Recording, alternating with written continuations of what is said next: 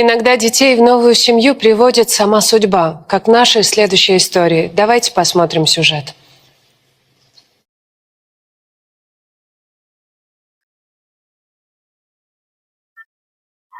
Моего сына зовут Бибаматов Ислам. С 4 лет мы его воспитали. Моя мама покойная его привела. Там детей, говорит, беженцев привозили сюда, в Хасавюрт, во время войны в Чечне.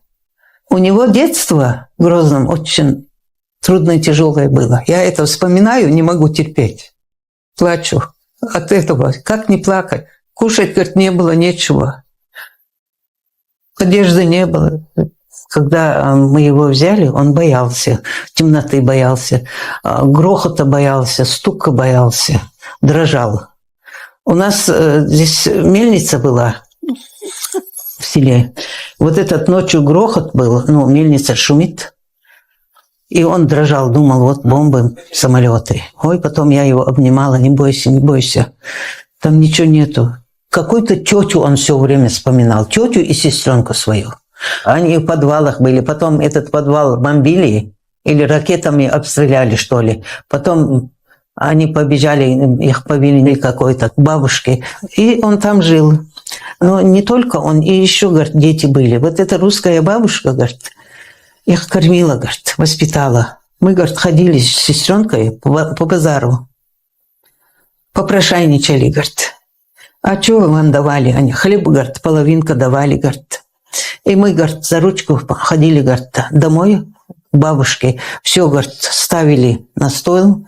И она, говорит, чай варила и кушали. Мне кажется, это бабуля, русская бабушка.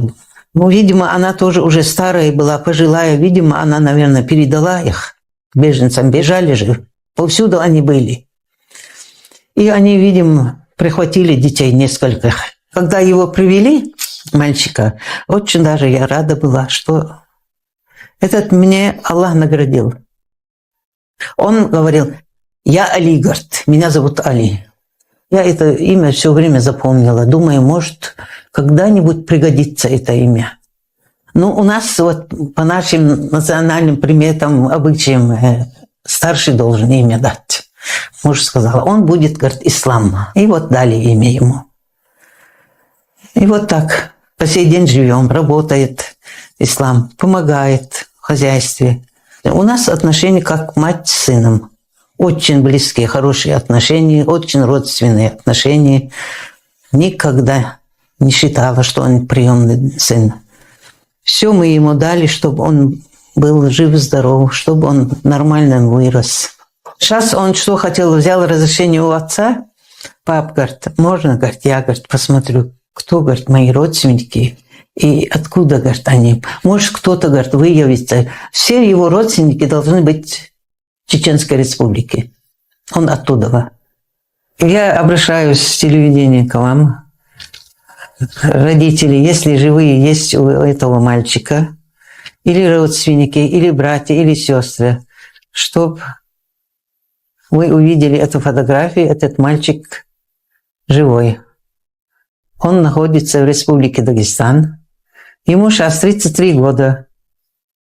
Во время Чеченской войны его приютила семья. Пожалуйста, откликнитесь, кто его знает. Его зовут Али. В момент этих страшных событий прошло много лет. Но ислам помнит многое так, как будто это было вчера. Чтобы рассказать обо всем и объявить поиск родных, он сегодня приехал в нашу студию. Ислам, выходите к нам, пожалуйста. Добрый день. Добро пожаловать. Здравствуйте. Ислам, вы приехали к нам из Дагестана, верно? Да, я приехал из Дагестана, с города Хасавюрт, село Покровское. Я знаю, что вы обратились в нашу программу благодаря другой нашей гости. Да. Расскажите, о ком речь. Речь идет о Татьяне Ваисовне. Она близко знакомая моей матери. И когда нам стало известно, что она едет на эту передачу, и, соответственно, мы передали ей наше письмо, чтобы она до вас дошла. Вот сегодня я оказался здесь. Что ж, вернемся к вашему поиску. Итак, вы родились в Чечне. Да, в городе Грозном. Во время войны в 1994 году, когда только началась война, я родился. От самой бомбежки, можно сказать. Что-то помните из тех лет о жизни в Чечне? Ну, я в то время был маленький, ну, мутно помню. Большинство мы жили в подвалах с русской бабушкой, но она была в возрасте уже. Она была в возрасте, и мы жили в подвале, так как на поверхности были бомбежки, разрушены дома. И я помню, у нас, где мы жили в подвале, там даже мыши возились, мы спали на полу. Не было ни кровати, ничего. И с едой, соответственно, у нас было очень печально. А вы говорите, мы жили. Кто это мы? Я это русская бабушка, но вот также были по соседству другие, мои сверстники были кто постарше. Но мне в то время где-то 3,5 года было. А братья, сестры, вы не помните, были у вас? По словам матери, сейчас приемная, которая была сестра старшая, Индира ее звали, но я ее ни разу не видел и не слышал. Просто отталкивался от слова матери. А также есть еще одна сестра, она во Франции живет. Ее Хадижа, да, она на 2 года старше меня. Скажите, а вот эта бабушка, с которой вы жили, как у вас по ощущениям, это ваша родственница была или нет? Или просто посторонняя женщина, которая вас приютила? Ну, соответственно, посторонняя, так как родители со мной с самого моего рождения не было. И я с ней только воспитывался. И своего чеченского языка я вообще не знал. И я начал разговаривать на своем после переезда в Дагестан. Вот тогда только. Что-нибудь известно о ваших биологических родителях? Пока ничего не известно. Вообще ничего. Примерное имя матери помню, Зухра. Вот это уже что-то, это да, уже важно. запраздновали примерное имя. Но это имя тоже запомнил от слова этой бабушки, которая меня воспитывала, русская. Она очень добрая была. А как звали ту бабушку, не помните? Вот это не помню. Вот это не помню. Но я был маленький. Ну да. Я помню, каждый вечер бывали русские там. Ну, военные, которые там же война шла. Каждый вечер там бывали военные. И были слышны часто взрывы вот эти, как бомбят. И мы только вот, когда утихало все это, вот тогда мы только выходили на улицу, чтобы там была детская площадка, чтобы поиграться. И потом обратно. Ну, а расскажите тогда, как вы нашли вашу сестру и почему вы уверены, что она ваша сестра? Я ее нашел благодаря вот своим родителям, которые меня приютили. Ну, приемными я их назвать не хочу. Они всю свою душу вложили в меня, всю свою молодость все отдали мне. И хвала Всевышнему, я ни в чем не нуждался. Ну, вот в один прекрасный день мне привели мою сестру. И почему я уверен, что она родная? Нас, когда перевозили с Чечни в Дагестан, мы были вместе, и нас разлучили. Но мы были маленькие, особо не соображали. Ее забрала другая семья, а меня другая семья забрала, где я на данный момент проживаю, в Покровском. И в 2015 году мы с ней впервые познакомились, со старшей сестрой. И с тех пор с ней поддерживаем связь. А она что-нибудь помнит, что-нибудь рассказывала? Нет, она вообще ничего не помнит. Она не помнит даже то, что я помню.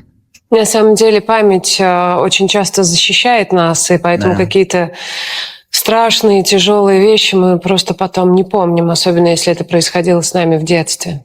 Почему для вас важно найти родных?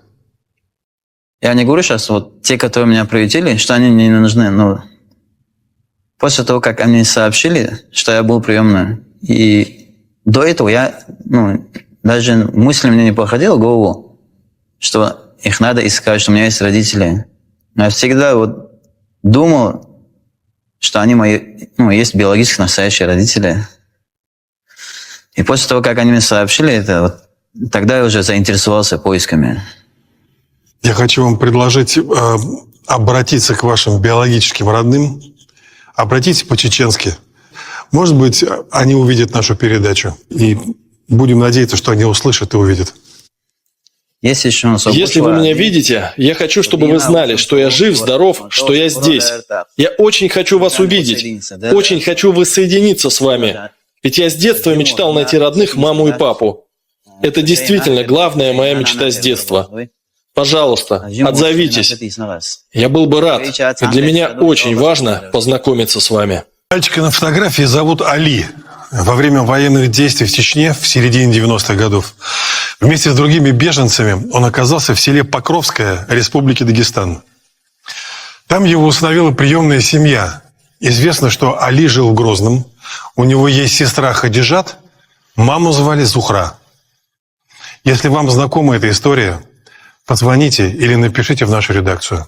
Мы с нетерпением будем ждать откликов. Спасибо, что Спасибо пришли, большое. спасибо, что вы ищете. Будем очень надеяться, что мы в этой студии встретимся еще раз. Да, конечно. И уже с нашими хорошими новостями, Да. с вашими родными. Всё. Все, будем ждать. Спасибо. Спасибо. И Татьяне Ваисовне поклон. До свидания.